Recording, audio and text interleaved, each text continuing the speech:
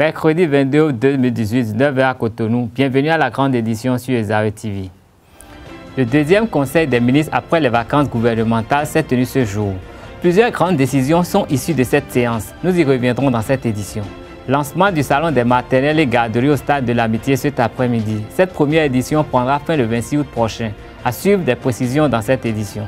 Bientôt l'élection d'un nouveau bureau exécutif à la Fédération béninoise de football. Les attentes des acteurs de ce secteur dans ce 19h.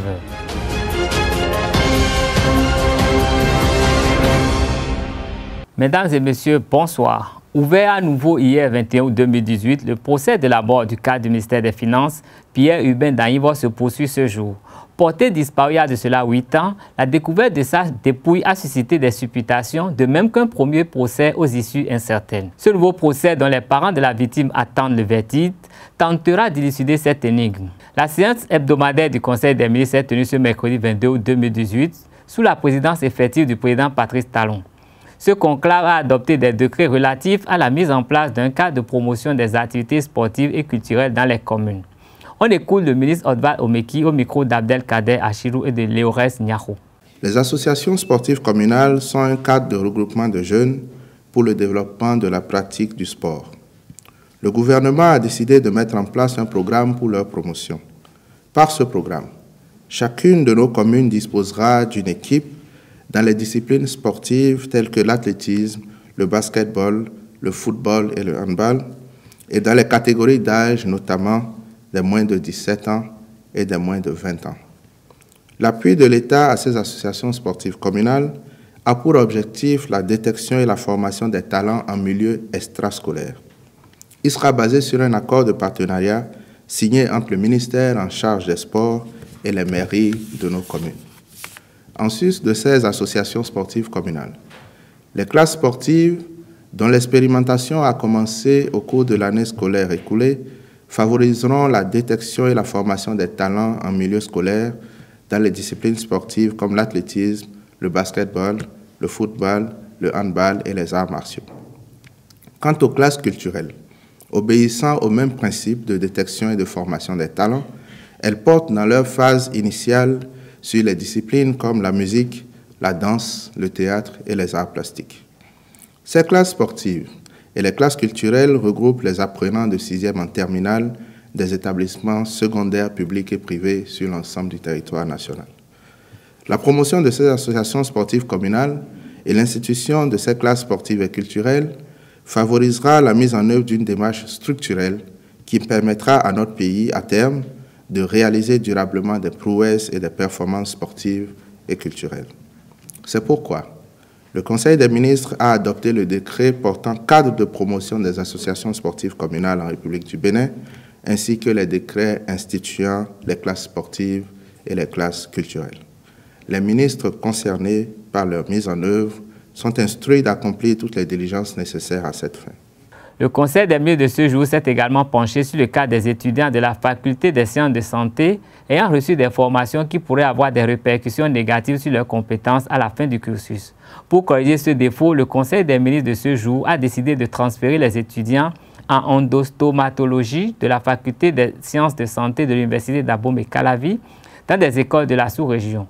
Suivons à nouveau le ministre Oswald Omeki. La Faculté des sciences de la santé de l'Université d'Abomey-Calavi s'est dotée en 2011 d'une unité de formation et de recherche en odontostomatologie qui a la charge de la formation et de la recherche en chirurgie dentaire. Mais à la pratique, de nombreuses difficultés ont empêché le bon déroulement du cursus universitaire et 3 promotions d'étudiants se trouvent actuellement dans une situation très préoccupante quant à la poursuite de leur formation. En effet, non seulement l'unité a été ouverte au mépris des tests devant l'organiser, mais en plus, de graves insuffisances ont émaillé le cursus des apprenants. Elles en ont inexistence sur le territoire national d'enseignants de rang magistral dans le domaine, sous-équipement criard du seul laboratoire qui, du reste, est non fonctionnel, et inexistence d'autres laboratoires devant servir de cadre pour les travaux pratiques, inexistence d'une clinique universitaire en odontostomatologie pour les stages hospitaliers, d'où la mauvaise qualité de la formation pratique, absence de coordination des activités académiques, inadéquation des stages cliniques. pour sauver la formation et l'avenir des étudiants concernés, dont certains sont déjà en 6e année mais n'en ont pas en réalité le niveau.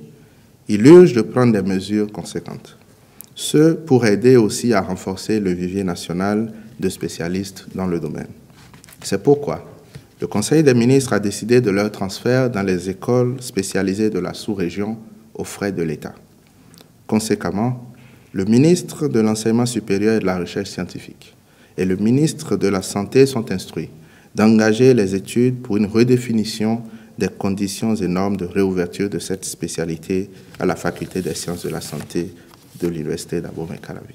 La communauté musulmane a célébré hier la fête de la Tabaski. Adultes, jeunes et enfants, après la prière d'action de grâce, s'attroupent autour des bêtes pour le rituel. Une équipe de la rédaction s'est rendue dans une famille musulmane du Bénin pour assister à la célébration. Compte rendu Charlie Fandodé, Prudence Koussouro. La prière, on revient pour tuer la mouton et partager la viande. Et on est prêt à sortir maintenant, saluer le parent. Bon, effectivement, juste après la prière, bon, actuellement nous sommes, comme vous le voyez, vous le constatez, nous sommes en train d'égorger nos bêtes, c'est-à-dire de faire les sacrifices. En tout cas, nous sommes tellement heureux de faire la fête de Tabaski.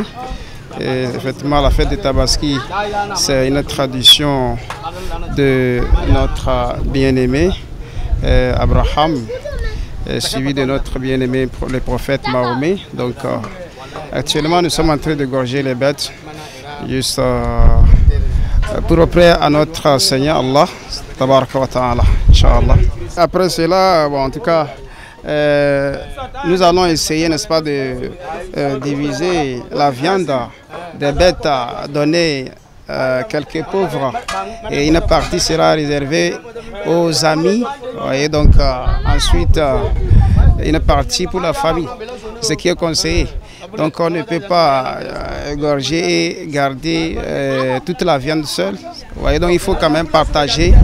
On peut partager, même donner, même aux non-musulmans. On peut, Inch'Allah, leur donner aussi. Donc, juste après cela, on va essayer de faire le partage, donner, parce qu'il y a d'autres personnes qui n'ont pas les moyens, vous voyez, donc ils sont là, ils n'ont pas les moyens pour égorger les bêtes. Donc, il faut partager avec eux pour que tout le monde puisse fêter dans l'ambiance, dans la joie, vous voyez, donc c'est cela, Inch'Allah. On a remercié le grand Seigneur, le Seigneur Tout-Puissant. C'est lui qui est capable de tout. Donc, on a remercié le Seigneur. Donc, vraiment, la fête, donc, ça revient nous trouver la bonne santé. Donc, avec la joie, la paix. Donc, tout ça là, c'est bon. Même si on n'a rien de ça là. Si tu es en bonne santé, il faut le remercier, grand Seigneur. Le Seigneur Tout-Puissant. Donc, c'est lui qui fait de tout. Donc fête là, on a entré fêter, bon, il n'y a pas de problème. Donc, tu vois, non. Donc, on a remercié le Seigneur qui nous a montré les jours qui la Tabaski. Donc, parce que tout le monde n'est pas trouvé dans cette année-là. Donc, peut-être que tu vas faire des années ça là, l'année prochaine, donc tu n'as pas fait ça. Donc, si Dieu t'a montré des années, donc il faut le remercier le Seigneur. C'est lui qui est capable de tout. On a bien fêté, sans problème. C'est que chaque année, les gens partent Mecque, nous on reste, on fait la fête. Après nous, Inch'Allah, on va aller Mecque. C'est que chacun son tour. On me comprend. Mais que on a commencé la fête, à 9h quand on a prié. Tout le monde sont venus à la maison, tuer son mouton. Maintenant il reste, on va manger avec les enfants pour rester tranquille. Pour aller buvette, non. Nous, les musulmans, ne rentrons pas dans la buvette. Pour dire qu'on a fêté, on a rentré dans la buvette, non. On reste à la maison, manger avec nous, nos familles. Il y a pour faire pour la Tabaski. Maintenant, je suis content pour la fête, pour d'avoir resté en vie jusqu'à pour venir voir la fête de Tabaski. Encore, je suis très content. Mais je salue tous mes amis qui sont dans tous les pays, au Nigeria, au Mali, tout au Niger, je les salue. Une bonne fête de Tabaski à tout le monde. La fête de Tabaski nous représente beaucoup de choses, mais en fait, moi, comme je n'ai pas encore atteint le niveau, je peux dire que ça nous suffit beaucoup de choses, c'est pour ça. Sous le thème « Éducation préscolaire, socle du développement durable », la première édition du Salon des maternelles et garderies SMAC Bénin démarre ce jour. 5 jours durant, ces structures qui offrent un cadre au bout de chou rivaliseront d'ardeur pour prouver la qualité des prestations qu'elles proposent aux parents et enfants. Ce sera au stade de l'Amitié à partir de ce jour. Un événement qui aidera les parents dans le choix des structures où ils inscriront leur progéniture à la rentrée prochaine. La promotrice Fidèle Zungwenou évoque ici le contexte de cet événement. Le salon, ce n'est pas pour une garderie, certes, on peut espérer des inscriptions. Une garderie peut gagner des parents d'élèves, puisque ceux qui vont participer au salon, qui vont visiter le salon, c'est les parents d'élèves. L'objet du salon, c'est d'aider le parent à peaufiner son choix. Si on veut aider le parent à peaufiner son choix, c'est qu'on veut amener rien que des garderies et maternelles autorisées. Et quand le parent d'élève parcourra les stands, telle école est dans ce stand, oui, voilà ce que nous faisons. Chez nous, c'est l'anglais depuis la maternelle. Chez nous, c'est le cours de dessin, le cours de musique depuis la maternelle. Voilà ce qu'on fait. Et le parent qui aurait sillonné tous ces stands pourra, avec les processus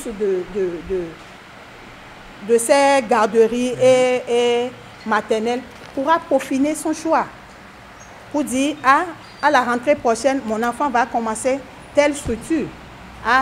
Je pensais qu'ils n'étaient pas sérieux, mais ce que j'ai vu sur le terrain, le nombre d'années d'expérience qu'ils ont, avec le soin qu'ils prennent et tout, voilà, je vais mettre mon enfant là. Et c'est comme ça l'idée mère du salon. Peut-être vous êtes dans un quartier et vous savez qu'il y a une garderie là, mais vous ne savez pas ce qui s'y fait. Vous savez qu'ils ont une maternelle là, mais vous n'avez pas idée de l'offre qu'ils ont pour le public. Et c'est là, peut-être au salon, que vous venez découvrir que je suis à Zobo, mais je n'ai jamais su qu'il y a une garderie peut-être publique ou privée dans ma zone. Donc, ce n'est pas, certes, ils ont investi, c'est pas beaucoup. J'ai dit tantôt pour la première édition qu'on a fait un forfait. Donc, le retour sur investissement, d'abord, c'est la visibilité qu'ils auront. Et la suite, ça pourrait garantir que oui, quelqu'un qui disait, bon, tel que la maison est présentée, est-ce que ceux-là, ils sont autorisés, est-ce que l'État les connaît même? La personne peut savoir que oui, quand bien même il n'a pas les moyens, il est dans son coin, mais l'État, il est autorisé, il respecte telle norme, puisque au niveau de la conférence, il y aura à démontrer les normes pour ouvrir une garderie, les normes pour exercer en tant que garderie sur le territoire béninois. Le constat sur le terrain, c'est nous. La plupart n'ont pas une formation de base requise qu'il faut pour travailler dans cette garderie. On les prend sur le tas. La plupart, je dis, peut-être il y a des garderies sérieuses qui prennent ceux qui sont outillés, formés. Mais la plupart, c'est des nounous formés sur le tas qui prennent l'expérience au fil des années. Donc, si le salon se pérennise, c'est que ces difficultés, ces petits problèmes seront réglés. Invité au Café Média Plus du vendredi dernier, Roland Daefa, homme politique et deuxième vice-président de l'Association des élus communaux, décrit les contextes d'entrée en politique au Bénin. Il déplore l'absence de structures qui offrent des formations en la matière. Moi, j'ai milité un tout petit peu dans FCBE, mais je peux vous dire la main sur le cœur qu'à ce jour, je n'ai jamais bénéficié de la moindre formation. Eh bon, après moi, j'ai vu, après moi, j'ai vu un truc comme ça passer dans les médias. Je ne sais pas ce que ça devient. C'est compliqué pour les jeunes de militer dans les partis chez nous. Personne ne s'occupe de vous. Hein. Les gens, vous êtes commis à de petites tâches. Les gens ont l'habitude de dire sur les réseaux sociaux, il y a une expression qui me fait sourire, clébé. Vous êtes des clébés dans les partis politiques. regardez avec moi et dites-moi exactement dans quelle formation politique au Bénin on a vu un jeune arriver et commencer par les B.A.B.A. et faire une progression dans le temps et après que les aînés l'ont propulsé, on peut lui passer la main. Ça n'existe pas. Ça n'existe pas. Soit vous êtes dans l'affiliation et voilà, on vous transmet ça dans la famille pour toujours avoir un droit de regard sur la formation politique. Soit vous avez de gros moyens et vous achetez votre positionnement, vous achetez votre évolution. C'est hyper compliqué pour les jeunes. C'est hyper compliqué pour les jeunes. Les petites formations par rapport au rôle de mon dossier et tout ça, j'ai géré tout sur fonds propres. Toutes les démarches. J'ai dit, mais ça veut dire quoi ça? Ce n'est pas possible. Il ne faut pas que je sois là et que je serve de paravent, que les gens pensent que je me sucre au sein d'une grande formation politique qui a quand même géré le pouvoir d'État pendant 10 ans et qui ne peut pas dire qu'il n'y a pas les moyens. Il ne faut pas que les gens me regardent avec ce œil-là, alors que derrière, c'est autre chose. Quand par exemple on dit, ah mais tel député, pourquoi il ne parle pas à l'Assemblée? Il faut savoir qu'il a déjà exécuté des routes, qu'il a mal fait, et qu'il a ceci. Nous, on va parler en son temps.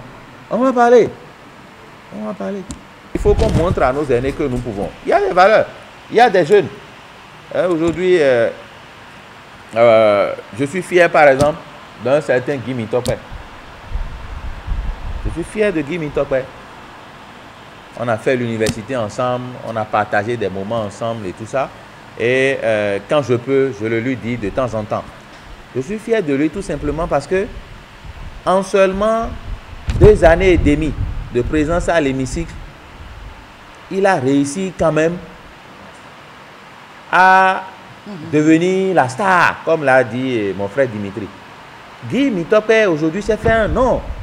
Et derrière ça, il a prouvé que les jeunes ont du potentiel et les jeunes peuvent. J'en connais qui siègent au Parlement depuis 91, qui ont 4 législatures. Et il faut qu'on se passe de ces gens de personnes-là. Non, moi j'ai dit, quand on va nous solliciter, on va parler. Et s'il y a des débats, on peut regarder des aînés droit dans les yeux, on va leur parler. On va parler. Parce que ce n'est pas bon. Depuis 91, ils ont dans le dos, dans leur poche, dans leur escarcelle, 4 législatures, 3 législatures. Mais chaque fois quand les caméras se promènent et on voit leur visage, on dit, lui, comment il s'appelle? C'est qui déjà? C'est normal ça? Alors qu'ils ont été, on dit, représentants du peuple. Ils ont été mandatés par des communautés qui souffrent. Ils n'ont jamais travaillé à faire une proposition de loi. Ils n'ont jamais travaillé à formuler une question orale. Ça dit que tout va bien dans leur circonscription de provenance. Non, mais ce n'est pas bon. Guy Mintokwe aujourd'hui, il a relevé le défi. Et moi, je l'encourage. Et j'encourage les autres jeunes qui ont aussi ce potentiel-là pour que nous puissions nous donner la main et prendre notre destin en main. Parce que ils ne vont pas nous le donner. Hein. On ne va pas prendre le témoin du relais facilement. Hein. Et il faut à un moment donné l'arracher. En page sport, la phase finale du championnat national senior de basketball saison 2017-2018 a démarré ce jour au rôle des arts, loisirs et sports de Cotonou. 5 équipes hommes et 4 chez les dames prennent part à ce championnat dont la formule est linéaire. Pour cette première journée, l'association sportive du port autonome de Cotonou a dominé le champion en titre Renaissance Basketball Club 57 à 42.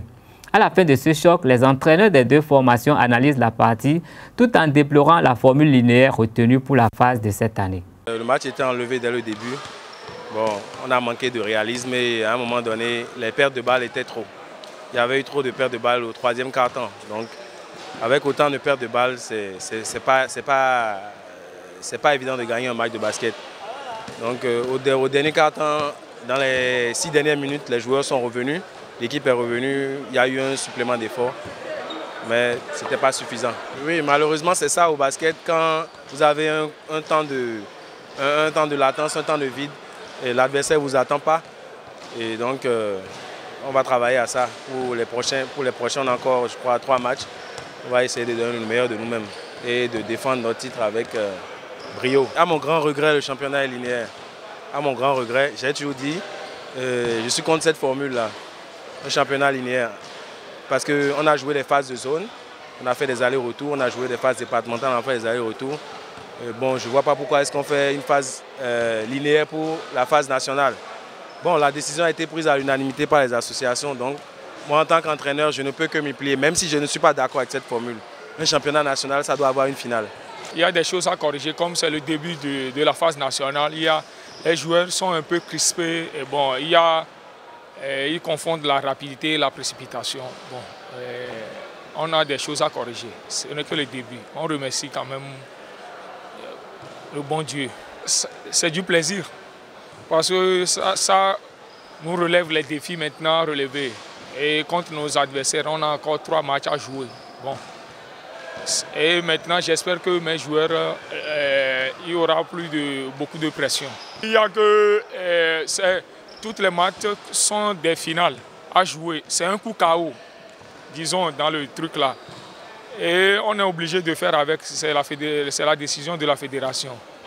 Les autres résultats de la journée se présentent comme suit. Chez les hommes, Bosco Stade de Paraquat a dominé Lyon Basketball Club de Savalou 78-44 avant de s'incliner 58 contre 91 face à l'élan de Porto Novo. Du côté des dames, l'association sportive du port autonome de Cotonou a logiquement disposé de la jeune et inexpérimentée équipe de l'assaut modèle de Porto Novo 66-14. La compétition s'achèvera le samedi 25 août prochain. Mathurin Deschacus, tête de la liste Bénin Football Nouveau Départ, la seule en liste pour l'élection du samedi prochain à la Fédération béninoise de football, prendra sauf cataclysme les rênes du comité exécutif. Mais avec les nombreux soubresauts qui ont secoué la famille du sport roi au lendemain des précédents congrès exécutifs depuis 2009, les vieux démons ne surgiront-ils pas une fois encore pour compromettre le dénouement définitif de cette crise cyclique? Suivez les férus du ballon rond interrogés hier au stade de l'amitié général Mathieu Kirikou. Non, j'ai espoir cette fois-ci. D'abord, il faut voir un acte, c'est le retrait de Anjoré Moucharafou qui n'a même pas constitué de liste. C'est un poumon du football béninois qu'on ne le veut pas. Et puis l'autre côté, l'honorable Aranvo Ebla, c'est sa liste qui s'est désistée au profit de la liste de Mathurin de Chacus. Je dis qu'il est membre de cette liste-là. Il est membre de cette liste-là. Et je dis qu'il faut saluer ça. C'est la première fois que l'unanimité est faite de cette façon-là. Qu'une liste se retire et dise non, nous voulons donner une chance au football béninois, nous ne voulons plus aller dans les rivalités. Et qu'un jour, Moucharaf aussi se dise écoutez, j'ai assez fait, je ne veux pas constituer de liste. Voyez, chers journalistes, qu'il y a un lendemain meilleur qui profile à l'horizon pour le football béninois avec un homme neuf qui a les moyens de sa politique et qui va réussir à se mettre au-dessus de la mêlée pour pouvoir réconcilier la famille footballistique béninoise avec elle-même. Et je pense que nous sommes partis pour de bon et qu'il n'y aura plus, s'il vous plaît, de crise au sein du comité exécutif et qu'avec lui, il saura réconcilier tout le monde, mettre tout le monde au travail et que les jeunes qui ont effectivement le talent qu'il faut puissent être sélectionnés pour participer au match. Qu'il n'y ait plus d'amateurisme, qu'il n'y ait plus d'à peu près, que ce soit vraiment du professionnel.